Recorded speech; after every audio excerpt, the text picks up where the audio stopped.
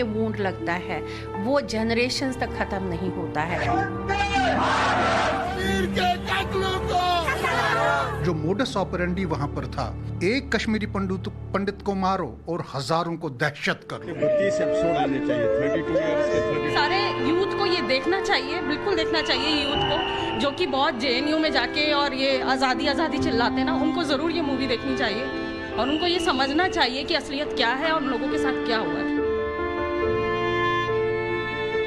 क्यों हम मुस्लिम कॉन्फ्रेंस को नहीं बोलते नेशनल कॉन्फ्रेंस जो है उधर की? वो नेशनल शब्द लगाने से क्या पेट्रियाटिक हो जाएंगे आप लोग? उस समय आप कहाँ थे? बहुत कुछ है, अभी बहुत बाकी है। इसको देखकर उनको एक बार समझ में आता है और रो पड़ते हैं कि अब हमको समझ में आ रहा है कि 30 साल पहले हुआ क्या। अपने भाइयों से ये सुनना पड़ा कि आप डरपोक निकल के वहां से भाग गए,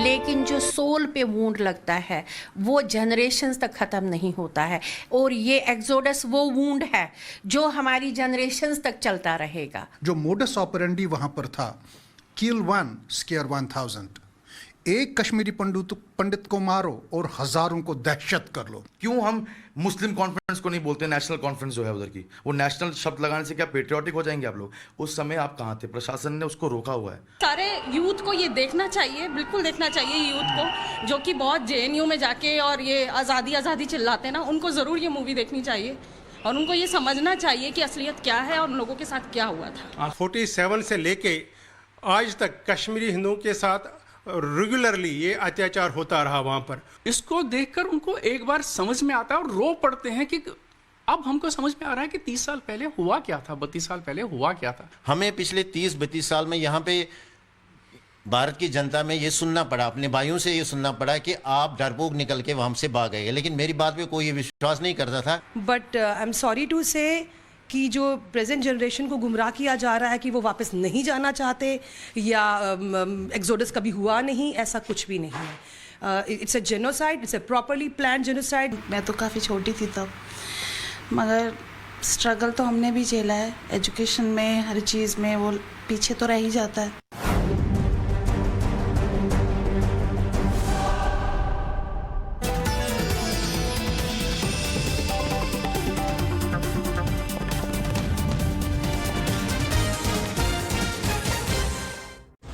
Powered by MediBuddy. Unlimited doctor consultations with MediBuddy Gold. 8 PM Premium Black Music CDs. Powered by MDH असली मसाले, बढ़िया है, शुद्ध है। MDH असली मसाले, सच सच। MDH।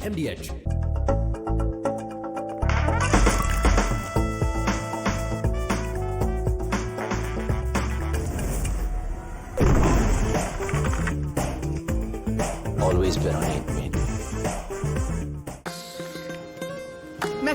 इन डिब्बों में क्या है? सामान ही तो है, अपनों से जुड़े रहने का अरमान ही तो है। इन डिब्बों में क्या है? बिटिया के नए कल की उड़ान ही तो है। इन डिब्बों में क्या है? एक नई शुरुआत ही तो है।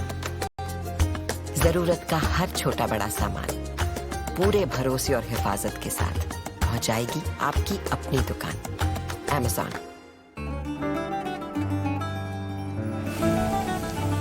मेहनत का साथ नहीं छोड़ोगे, किस्मत कभी तुम्हारा हाथ नहीं छोड़ेगी।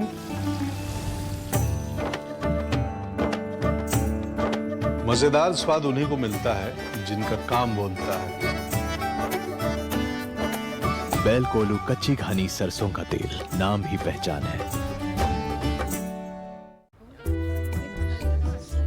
Need some ice.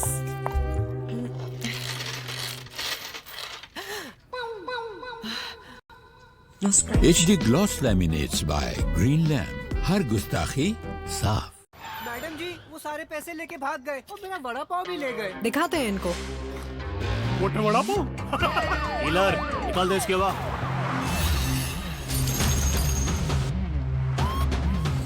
पंक्चर के बाद भी इससे हवा नहीं निकलेगी, क्योंकि ये है JK पंक्चर गार्ड टायर, जो कील लगने के बाद भी होता है हील।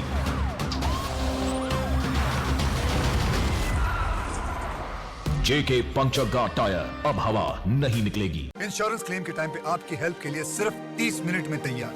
मैं हूं मिस्टर पॉलिसी बाजार। ये लो कैशलेस हेल्थ इंश्योरेंस। आप भी पॉलिसी PolicyBazaar.com पे 1 करोड़ का हेल्थ इंश्योरेंस करिए सिर्फ 400 रुपए महीने से शुरू। PolicyBazaar.com। मेडीबडी गोल्ड, यहाँ आपको और आपके पूरे परिवार को मिलता है unlimited expert doctor consultations. Download MediBuddy now.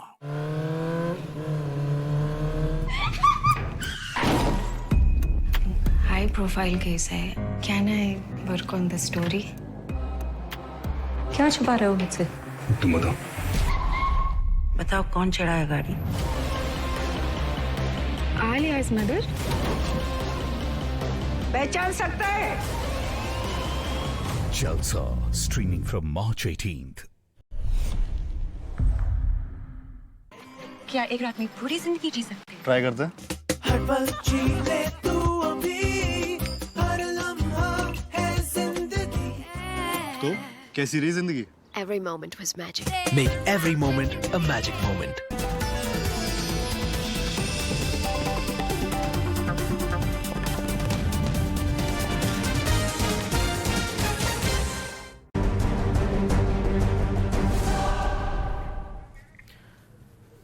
दर्शकों, सवाल पब्लिक का, और आज अभी आप थोड़ी देर पहले मिले थे कश्मीर फाइल की टीम से। 1990 के दशक में इस्लामिक जिहाद ने हिंदुओं को कश्मीर से बेदखल कर दिया था। 32 साल बाद उसका सच फिल्मी पर्दे पर आया है। द कश्मीर फाइल्स इस फिल्म ने उस दौर की क्रूरता सामने रखी है। हिंदुओं के नरसंहार और उन्हें पलायन को मजबूर कर देने का सच कड़वा है, लेकिन इस पर केरल कांग्रेस के ट्वीट से हंगामा मचा हुआ है। अब डिलीट किए जा चुके इस ट्वीट में हिंदुओं के मुकाबले मुसलमानों को आतंकवाद का बड़ा विक्टिम बताने की कोशिश की गई है। तो आज सवाल पब्लिक का शो पर हमारे सवाल और पब्लिक के सवाल यही हैं। कश्मीर फाइल्स फिल्म पर कांग्रेस बेचैन क्यों हो रही है? सवाल नंबर 2, कश्मीर में हिंदुओं के पलायन को झुठलाने की कोशिश क्यों हो रही है? सवाल नंबर 3, क्या यह सच नहीं कि कश्मीर की समस्या जिहादी सोच का नतीजा है? आज यही है सवाल पब्लिक के, और आज हमारे साथ जुड़ रहे हैं सुधांशु त्रिवेदी जी, सांसद हैं बीजेपी के और राज्यसभा के मेंबर भी हैं। डॉक्टर समीर कौल प्रवक्ता हैं नेशनल कॉन्फ्रेंस के। सनम शाह नेता हैं कांग्रेस पार्टी के। माजिद हैदरी हैं कश्मीरी एक्टिविस्ट, और अशोक पंडित फिल्म निर्माता हैं जो आज सवाल पब्लिक का शो पर हमारे साथ जुड़ रहे हैं। और मैं शुरू करना चाहती हूं अशोक पंडित जी आपसे। अशोक पंडित जी, आप बीती को क्या कोई झुठला सकता है? आज इस फिल्म, जिसको फिल्म कहना ही शायद सही नहीं है, क्योंकि ये सच्चाई है जो दिखाई गई है। ये उन पुलिंदों के उन फैक्ट्स के पुलिंदे हैं जो जनता के सामने लाए गए हैं, जो शायद सच कभी किसी ने कहा ही नहीं। और आज भी अगर कांग्रेस ये कहती है कि हिंदुओं से ज़्यादा वहाँ पर जो मुसलमानों के साथ हुआ था असल में वो सत्य है, तो इस बात पर आप क्या कहेंगे कि क्या कांग्रेस इतनी दूर है सच्चाई से, या फिर कवर अप करने की अब इंतहा हो गई है?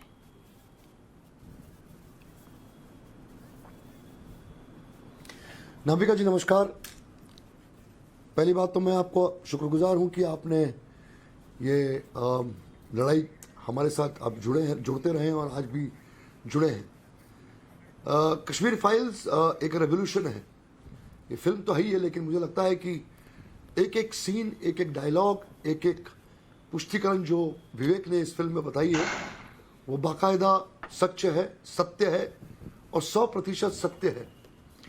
अगर कोई भी ऐसा शख्स ये कहता है कि ये गलत है और ये मन घड़ंत कहानी है, तो मैं उनसे निवेदन करूंगा कि 1993 में मेरी बनाई हुई documentary and the world remain silent देखें, जो एक्चुअल फुटेजेस हैं, एक्चुअल घटनाएं जो हुई हैं उसको मैंने शूट लाइव किया हुआ है। तो जो फिल्म में कैरेक्टर्स देख रहे हैं वो आप रियल लाइफ कैरेक्टर्स मेरी डॉक्यूमेंट्री में देख सकते हैं। रही बात चुप्पी की, शांति की, इसलिए मैंने उस फिल्म का नाम and the world remain silent रखा है, क्योंकि दुनिया आज तक खामोश थी और आज भी खामोश है। नविका जी, विडंबना इस बात की है, दुख इस बात का है कि हमारी लड़ाई या हमारी चीख, हमारी चिल्लाहट, हमारा रोना, हमारा धोना, हमारी पुकार जो है वो नजरअंदाज की गई और बाकायदा आंख मूंद ली गई। लोगों ने अपनी जबानें बंद कर दी, चाहे वो मीडिया हो, चाहे वो पढ़े लिखे लोग हो, चाहे वो सरकारें हो, चाहे वो पॉलिटिशियंस हो। एक एक का दरवाजा हमने खटखटाया है पिछले 32 साल। एक एक के घर हम गए, एक एक के दफ्तर में हम गए, हम प्रेस रिलीज ले लेके इशू करते थे। हमें समझ में नहीं आया शुरू में कि लोग हमारी बातें क्यों नहीं कर रहे। एक साधारण सी बात थी, हमारी औरतों का बलात्कार हुआ है, हमारा निर्वासन हुआ है, हमारा जेनोसाइड हुआ है, हमारी एथनिक क्लींजिंग हुई है। हम पढ़े लिखे लोग हैं, हमने एक भी मुसलमान की हत्या नहीं की है, हमने कोई हत्या नहीं की है, लेकिन हमारी हत्याएं हुई हैं। अभी कहा जाता है, जैसा आपने कहा कि मुसलमानों की ज्यादा हत्या हुई है। हम कभी भी किसी भी हत्या के लिए नहीं है। हम कश्मीरी हिंदुओं की जिस प्रति हत्या हुई है, जिस तरीके से हमारा जेनोसाइड हुआ है, जिस तरीके से हमें निकाला गया है, हमारे कल्चर को खत्म कर दिया है, हमारी अस्मिता को खत्म करने की पूरी कोशिश गई है। ये पूरा देश, ये पूरा विश्व, ये 32 साल तक खामोश रहा है। न्यूज चैनल से भी पिछले 7-8 साल 9 साल से एक्टिव हो गए और हमारी बात करने लग गई। नविका जी, एक चीज मैं बताऊं, हमारा दिल दहलता था, हमारी आग निकलती थी अंदर से जब हम सारे most of the liberal television news channels के कॉन्क्लेव में हम टेररिस्टों को देखते थे। हमें नहीं बुलाया जाता था। हम यासीन मलिक को देखते थे, जिनको ये न्यूज चैनल्स गांधी बनाते थे और गांधी बोलते थे, गांधी। और बड़े बड़े कॉन्क्लेव में यासीन मलिक, शब्बीर शाह गिलानी बैठ के बताते थे कि हम कितने बड़े हीरो हैं, क्योंकि ये किलर्स थे। इन्होंने विक्टिम्स को कभी ध्यान नहीं दिया। हमारे देश ने, हमारे देश के पॉलिटिक्स ने, हमारे देश के पॉलिटिकल डिस्पेंशन ने हमारी चीख पुकार को दबा दिया, बिल्कुल दबा के रख दिया। और ये कांग्रेस, ये नेशनल कॉन्फ्रेंस, ये पीडीपी, ये हुर्रियत, इन्होंने साथ में मिलकर हमारा गला घोटा है। साथ में मिलकर इन्होंने हमारा गला घोटा, हमारी चीख को बाहर निकलने नहीं दिया, हमारी पुकार को बाहर निकलने नहीं दिया इन्होंने। आज यही आज सवाल पूछने का वक्त है और पब्लिक भी यही सवाल पूछ रही है। अशोक जी, अशोक पंडित जी, आज इस फिल्म को देखने के बाद अब लोग इन सवालों के जवाब मांगने लगे हैं और ये वो भारत नहीं है जो चुप रह जाएगा, जिसने अपनी होठ सी लिए थे। और सुधांशु त्रिवेदी जी, क्या ये एक रिपीट है? क्योंकि 1984 में जो हुआ उस पर भी कांग्रेस कहती है कि कुछ हुआ ही नहीं था, ये तो पेड़ हिला था तो उसके बाद जलजला आना था।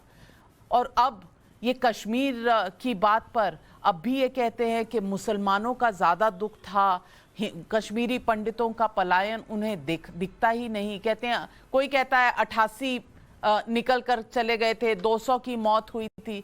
तो क्या ये और 15,000 मुसलमान मर गए, ये केरल कांग्रेस कहती है। ये क्या फैक्ट से दूर ये जानबूझकर जाते हैं या इनको इल्म ही नहीं है कि हुआ क्या था और सच्चाई क्या थी? नाविका जी, अभी मैं आपके कार्यक्रम डिबेट में बैठने से पहले देख रहा था, उसमें तथ्य और भावना का आधार दोनों था। मैं भी 1-2 तथ्य बता देना चाहता हूं। कश्मीर की घटना विश्व के इतिहास की, आधुनिक विश्व के इतिहास की इकलौती घटना है जहां पर कि जिसको मेजॉरिटी कम्युनिटी कहा जाता था, उस कम्युनिटी का जेनोसाइड होकर एक्सोडस हुआ और कोई प्रतिक्रिया नहीं हुई। कश्मीर भारत का एक बेहतरीन और इकलौता राज्य था जो सेकुलर नहीं था। मैं बात जिम्मेदारी से कह रहा हूं, क्योंकि सेकुलरिज्म शब्द भारत के संविधान में 1976 में 42वें संविधान संशोधन के द्वारा आया और धारा 370 के चलते हुए वो जब तक कश्मीर की असेंबली उसे अडॉप्ट नहीं करती, उसे कभी होना नहीं था। कश्मीर की असेंबली ने 6 साल का टेन्योर तो अडॉप्ट कर लिया, सेकुलर वर्ल्ड को अडॉप्ट नहीं किया, फिर भी वो सेकुलरिज्म का प्रतीक था। वो सेकुलर हुआ जाके 2019 में। फिर आइए, कश्मीर एक ऐसा राज्य था जहां 97% जो कम्युनिटी थी वैली में, वो माइनॉरिटी स्टेटस था और 3% वालों के पास मेजॉरिटी स्टेटस था। अब तीसरी बात देखिए, ये जो जेनोसाइड हुआ, इसमें कश्मीरी हिंदू शब्द नहीं प्रयोग किया गया, कश्मीरी पंडित प्रयोग किया गया, ताकि हिंदू समाज के अंदर जाति के आधार के ऊपर अलग किया जा सके। तो मैं ये भी कह देना चाहता हूं, अगर वहां सिर्फ कश्मीरी पंडित बचे थे तो भारत का कोई ऐसा तो इलाका नहीं हो सकता जहां दूसरी जातियों के लोग ही नहीं थे। कहां गए वो? या तो कन्वर्ट हो गए या कट गए। यही वर्तमान के आज के पाकिस्तान और आज के बांग्लादेश में हुआ। वो जनरेशन जीवित है जिसने भी, कम से कम वो लोग तो कम जीवित होंगे जिन्होंने सहा है, पर जिन्होंने सुना है अपने बुजुर्गों से वो तो पूरी तरीके से होंगे। इसलिए मुझे एक चीज याद आती, नाविका जी, आज से 10-12 साल पहले फिल्म बनी थी माई नेम इज खान। तो मेरे पास एक आर्टिकल आया जो अमेरिका से भेजा था, किसी ने जानते उसका क्या शीर्षक था? My name is call. और उसने लिखा था, since my name is call and I am not a Khan, तो भारत में कभी मेरे बारे में कोई फिल्म नहीं बनेगी, क्योंकि जिनके साथ असलियत में अन्याय होता है उनके बारे में कभी सुनने की बात नहीं आएगी। पर आज यह परिवर्तन आया है एक दशक के बाद, जब यह यथार्थ सामने आ रहा है। और इसलिए मैं कहना चाहता हूं, अरे अगर विभाजन के इतिहास पे बनेगी, दुनिया के बड़े से बड़े रक्त रंजित क्रांतियों में 10 लाख लोग 6 महीने में नहीं मारे गए जो इसमें मारे गए। अब दूसरी बात भी मैं कहता हूं, केरल कांग्रेस ने सही बोला है कि मुस्लिम ज्यादा मारे गए। हमारे जितने भी यहां पर पैनलिस्ट बैठे हैं वो अन्यथा न लें, यह मुस्लिम समाज के अंदर पिछले 1000 साल से कैरेक्टरिस्टिक है कि पहले तो निजाम मुस्तफा आता है, तेरा मेरा नाता क्या, और उसके बाद आपस में एक दूसरे पे शुरू हो जाते हैं। पाकिस्तान बना, एक दूसरे को मारने में लग गए। सीरिया है, इराक है, अफगानिस्तान है, जहां 100% मुस्लिम है तो भी एक दूसरे को मार रहे हैं। और इसीलिए देखिए कि अलाउद्दीन खिलजी से लेकर औरंगजेब तक एक बादशाह बता दे जो अपने भाइयों को, चचा को, भतीजे को मार के गद्दी पे न बैठा हो। तो वो एक अलग मानसिकता है। उस मानसिकता के कारण आप अपने आपसी सेटलमेंट बंदूक और हत्या तलवार के दम पर ही सेटल करते हुए एक अलग बात है। परंतु यहां पर जो हुआ था, इस यथार्थ को स्वीकार करना चाहिए। और भारत के सिनेमा में बहुत दुख की बात है कि आज तक कभी इस ढंग के टॉपिक पे हम लोगों ने वो फिल्में भी देखी जिसमें टेररिस्ट को जस्टिफाई करते थे। याद करिए, वो हैदर फिल्म के बारे में ये न्यूज आई थी कि फिल्म में भारत के नारा लग गया था, तिरंगा दिखा दिया गया था, तो वहां पे लॉ एंड ऑर्डर की सिचुएशन क्रिएट हो गई थी, पुलिस को हवाई फायर तक करना पड़ा था। इस ढंग की खबरें आई थी मीडिया में। और आज सोचिए कि अगर इस ढंग की बात के बाद भी हम चल रहे थे। और अंत में कहूंगा, सबसे बड़े दुख की बात है, यह सब तब हो रहा था जब इस देश में 60 साल तक दत्तात्रेय गोत्र के कौल ब्राह्मण परिवार का, तथा कथित कौल ब्राह्मण परिवार का शासन था।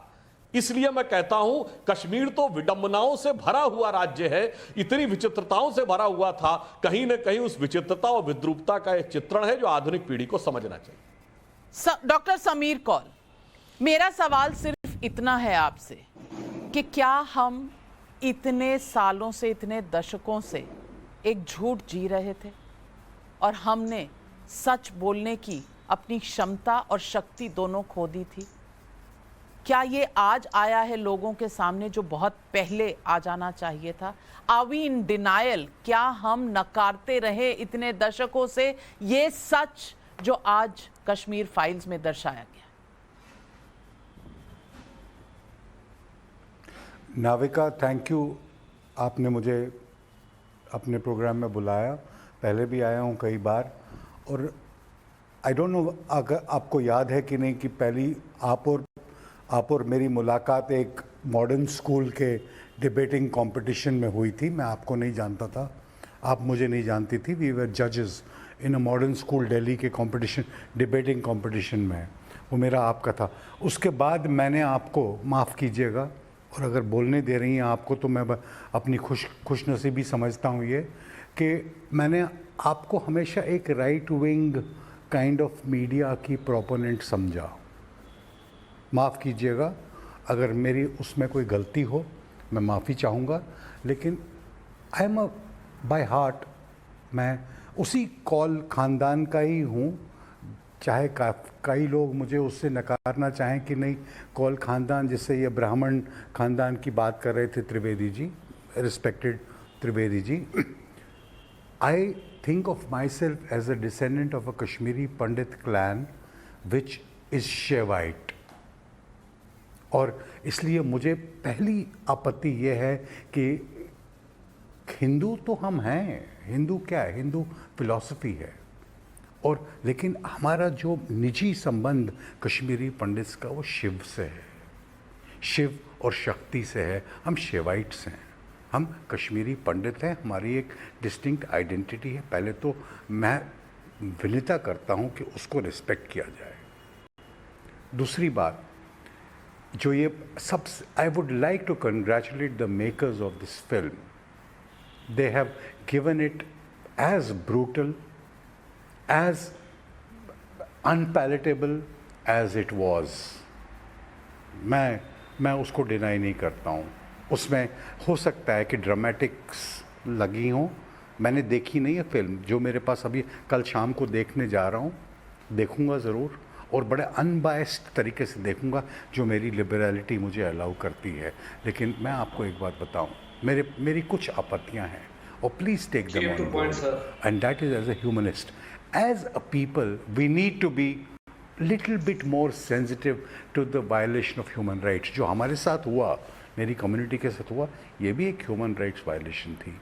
जितने लोग कश्मीर के नरसिंहार में मरे, चाहे वो हिंदू हों या मुसलमान हों या सरदार हों, चाहे जो दिल्ली में मरे, जो केरला में मरे, जो गोधरा में मरे, सब लोग. आप लेकिन एक ऐसी पार्टी से इत्तेफाक रखते हैं समीर कौल साहब, आप एक ऐसी पार्टी से इत्तेफाक रखते हैं. नविका, आपने प्रॉमिस किया था कि आप मुझे बात करने दोगी, मुझे कंप्लीट करने दीजिए. आपने बोला ना, आप 2 मिनट से बोल रहे हैं, तो मैं अब एक सवाल तो रख सकती हूँ. मैं अब करिए, बिल्कुल करिए, जितने सवाल आप चाहें मैं लूँगा और मैं दिल से जवाब दूंगा. मुझे एज अ कश्मीरी पंडित, मुझे I am happy that our story though has been told, because मेरी कम्युनिटी में ये खेद था कि हमारी बात ब्रूटली और तरीके से और साफ तरीके से नहीं कही गई. और I would congratulate the people who made this film, who made it possible, और जिन्होंने अपने किरदार निभाए. कल मैं देखूंगा, उसके बाद और तारीफ करूंगा. लेकिन एक बात है, we can't paint the entire communities and the entire thing with one brush of the stroke. एक ही पेंट में सारी मुसलमान कम्युनिटी को, सारी नहीं, एक ही पेंट में कोई नहीं रंग रहा. एक ही पेंट में कोई रंगने की कोशिश नहीं है. लेकिन जो सच्चाई है, जिसको आप इस वक्त कबूल नहीं करना चाहते, और सनम शाह जी, ये सवाल आज लोगों की आत्मा को झकझोर रहा है कि क्या उस वक्त कश्मीर की जो गवर्नमेंट थी, फारूक अब्दुल्ला चले गए, और दिल्ली की जो कांग्रेस की गवर्नमेंट थी, या आज भी जो कांग्रेस कर रही है, ये कब तक आप जख्मों को कुरेदते रहेंगे? कब तक आप जख्मों पर मरहम की जगह पर नमक डालते रहेंगे? सनम शाह जी, क्या कांग्रेस को इस बात का जवाब देना चाहिए कि नहीं? It is about my community. सबसे पहले भाई साहब एक मिनट सर, नविका जी ने मुझसे सवाल किया है, मैं जवाब देना चाहता हूं. बीजेपी से ऊपर उठो, look at it from the top. जो हुआ गलत हुआ, और जहां भी ऐसी चीजें हुई गलत हुई, जी ऊपर उठ रहे हैं कौल साहब, बिल्कुल ऊपर उठ रहे हैं. लेकिन जब ये बताने का समय आए कि गलती किसकी थी, तभी आपको ऊपर उठना याद आता है. जब लोगों के मरहम पर नमक डाला जाता है, जब जख्मों को कुरेदा जाता है, तब कौन ऊपर उठने की बात करता है? तब क्यों चुप्पी हो जाती है? तब क्यों नहीं नेशनल कॉन्फ्रेंस, जिनकी सरकारें रही हैं, उन्होंने बिट्टा कराटे पर क्यों एक्शन नहीं लिया? क्यों यासीन मलिक जैसे लोगों को वो भगवान बनाकर रखे रहे कि वो अगर बात ना करे तो कश्मीर का फैसला नहीं हो सकता? और सनम शाह, मैं यही पूछना चाहती हूं आपसे. किसी ने नहीं किया. और दूसरा, मैं आपको डॉक्टर मनमोहन सिंह की तस्वीर दिखा देती हूँ. सनम शाह, जवाब दीजिए इस पर. डॉक्टर मनमोहन सिंह यासीन मलिक और सेपरेटिस्ट और हुर्रियत के अलावा किसी से बात ही नहीं करना चाहते थे. क्यों? क्या किया हमको रिसेटल करने के लिए? What has it done to resettle us back in 8 years? Kaul साहब, यहाँ कांग्रेस भी है, मैं उनसे भी पूछ रही हूँ, मैं कांग्रेस से भी पूछ रही हूँ. 1 मिनट. 8 साल में जो गवर्नमेंट है, उन्होंने क्या किया? चलिए, 32 साल में जो हुआ उस पर तो आपका कोई जवाब नहीं है, लेकिन आपको 5 साल का जवाब चाहिए. जरूर उसका जवाब मिलेगा. पहले सनम शाह जी से पूछ लूं. 1 मिनट. डॉक्टर कौल साहब, डॉक्टर कौल, साल में क्या हुआ? चलिए, 32 साल का हिसाब पूछना आप भूल जाते हैं, लेकिन 7 सालों का आपको हिसाब जानना है. डॉक्टर सुधांशु त्रिवेदी, 7 साल का हिसाब इन्हें चाहिए. 32 साल पर कोई इनकी उनकी टिप्पणी 32 सालों पर नहीं है, पर 7 साल का आप जवाब दे दीजिए। गवर्नमेंट है, उन्होंने हमको रिसेटल करने के लिए क्या किया? उजाड़ने वालों से समझौता करने वाले अब दूसरों से सवाल पूछ रहे हैं। क्या मैं ये सवाल पूछ नहीं सकता? बिल्कुल पूछ सकते हैं, जवाब दे रहे हैं सुधांशु त्रिवेदी जी, जवाब दे रहे हैं। जिस टाइम पे ये नरसिंहार हुआ, BJP was supporting the VP Singh government in place. क्या किया इन्होंने? सुधांशु त्रिवेदी जी, और क्यों नहीं किया जो इनके दायित्व था? नहीं जनाब, आपको नहीं ध्यान, मैं आपको आज नहीं भी पूछ ध्यान। रहा हूं ये बात। अब मैं जवाब दे रहा हूं, अब मैं जवाब दे दूं। इन 7 सालों में बताएं क्या हुआ। 7 साल से पहले हुर्रियत के नेता जलवे से पाकिस्तान से बात करते थे, हमने उनसे ना बात की ना पाकिस्तान से बात करने दी। उससे पहले आते थे, रेड कारपेट वेलकम होता था जो आपको दिख रहा, जलवाए जलाल के साथ हुकूमत हिंदुस्तान के दामाद की तरह आते थे। और अब आते हैं तो एनआईए के केस में पेशी होती है, अब आते हैं तो ईडी के केसेस होते हैं। उससे पहले उनके पास पैसा आता था, अब ईडी के केसेस होते हैं। और उससे पहले जानते क्या होता था? पत्थरबाजी होती थी। कहा जाता था तिरंगे को कोई कंधा देने वाला नहीं मिलेगा।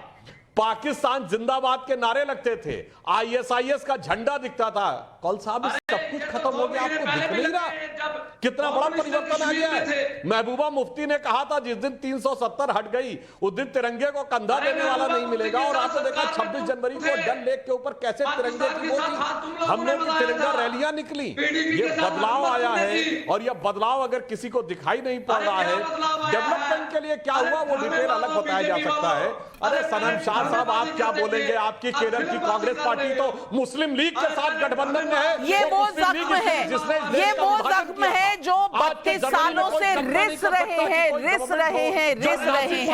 आज तक जिन्होंने सच नहीं बताया, आज सच देखने के बाद सीना जोरी कर रहे हैं।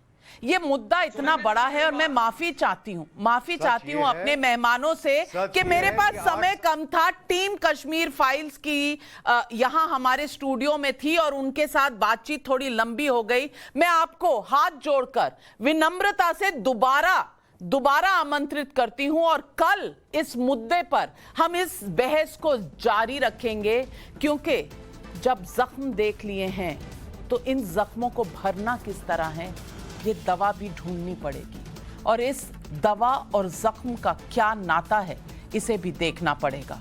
तो सवाल पब्लिक का आज यहां विराम देती हूं, कल यहीं से उठाऊंगी और इसी मुद्दे पर सवाल पूछेंगे, जवाब लेंगे और पता करेंगे कि 32 सालों में जो हुआ वो सही था या 7 साल का जो हिसाब किताब मांग रहे हैं वो सही है।